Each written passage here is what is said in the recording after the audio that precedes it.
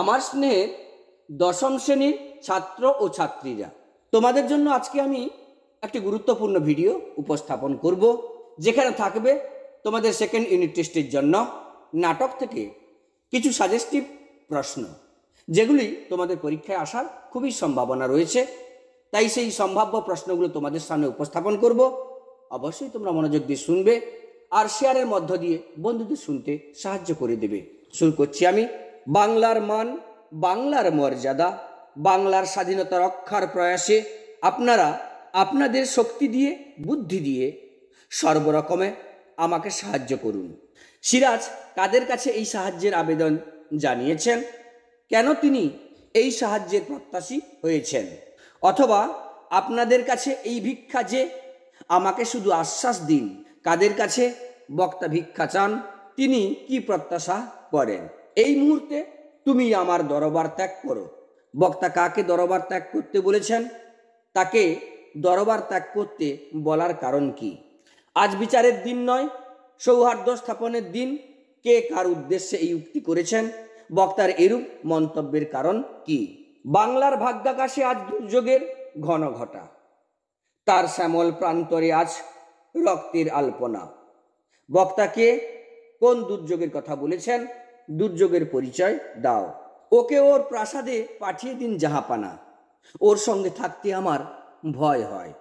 বক্তাকে, তার এরকম ভয় হওয়ার কারণ কি? এইবার হয়তো শেষ যুদ্ধ। কোন যুদ্ধের কথা বলা হয়েছে? বক্তা এই যুদ্ধকে শেষ যুদ্ধ বলেছেন কেন? দরবার ত্যাগ করতে আমরা বাধ্য হচ্ছি জাহাপানা। বক্তাকে, তারা কেন দরবার ত্যাগ করতে বাধ্য হচ্ছেন? বাংলার এই দুর্দিনে আমাকে ত্যাগ করবেন না, তাদের উদ্দেশ্যে কথা বলা হয়েছে। কোন দুর্দিনের জন্য তার এই আবেদন? ওখানে কি দেখছো মূর্খ? বিবেকের দিকে চেয়ে দেখো। বক্তাকে, উদ্দিষ্ট ব্যক্তির প্রতি বক্তার কি মনোভাব লক্ষ্য করা যায়? অথবা মনে হয় ওর নিঃশ্বাসে বিষ, ওর দৃষ্টিতে আগুন, ওর অঙ্গ সঞ্চালনে ভূমিকম্প। উদ্ধৃতিটির আলোকে ঘসেটি বেগমের চরিত্র বৈশিষ্ট্য আলোচনা করো। অথবা আছে শুধু প্রতিহিংসা, মন্তব্যটি কার, কি কারণে সে প্রতিহিংসা পরায়ণ হয়েছে? অথবা আমার রাজ্য নাই, তাই আমার কাছে রাজনীতিও নাই। আছে শুধু প্রতিহিংসা, কোন মানসিকতা ধরা পড়েছে? কে কাকে এ কথা বলেছেন? এই উক্তিতে বক্তার চরিত্রের কি পরিচয় পাওয়া যায়? অথবা এই প্রতিহিংসা আমার পূর্ণ হবে সেই দিন। বক্তাকে, বক্তার প্রতিহিংসার পরিচয় দাও। অথবা দুর্দিন না সুদিন, বক্তব্যটি কার, কি কারণে তিনি এই মন্তব্য করেছেন তা ব্যাখ্যা করো। বাংলা শুধু হিন্দুর নয়, বাংলা শুধু মুসলমানের নয়, মিলিত হিন্দু মুসলমানের মাতৃভূমি গুলবাগ এই বাংলা। কাদের উদ্দেশ্য করে একথা বলা হয়েছে? এই বক্তব্যের মধ্য দিয়ে বক্তার কি চারিত্রিক বৈশিষ্ট্য প্রতিফলিত হয়েছে? মুন্সিজি এই পত্রের মর্ম সভাসদদের বুঝিয়ে দিন। কে কাকে পত্র লিখেছেন, এই পত্রে কি লেখা ছিল?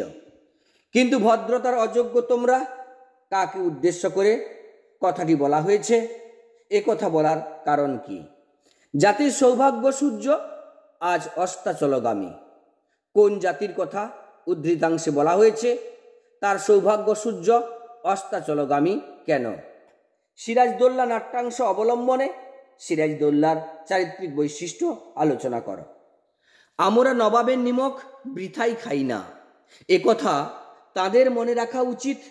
কোন প্রসঙ্গে বক্তার এই উক্তি? নিমক খাওয়ার তাৎপর্য কি? উক্তি থেকে বক্তার চরিত্রের কি পরিচয় পাওয়া যায়? মাত্র 15 মাস আমি রাজত্ব করছি লুৎফা। লুৎফাকে, বক্তার 15 মাসের রাজত্বের অভিজ্ঞতাটি কেমন ছিল? এই পত্র সম্বন্ধে তুমি কিছু জানো? পত্রটি কার লেখা? পত্রের বিষয়বস্তু কি? তো শিক্ষার্থীরা, এইভাবে তোমাদের সামনে 17খানা সাজেস্টিভ সিরাজদৌল্লা থেকে প্রশ্নগুলি তুলে ধরলাম। অবশ্যই তোমরা পরীক্ষাতে কমন পাবে। তোমাদের সফলতা কামনা করি। ধন্যবাদ।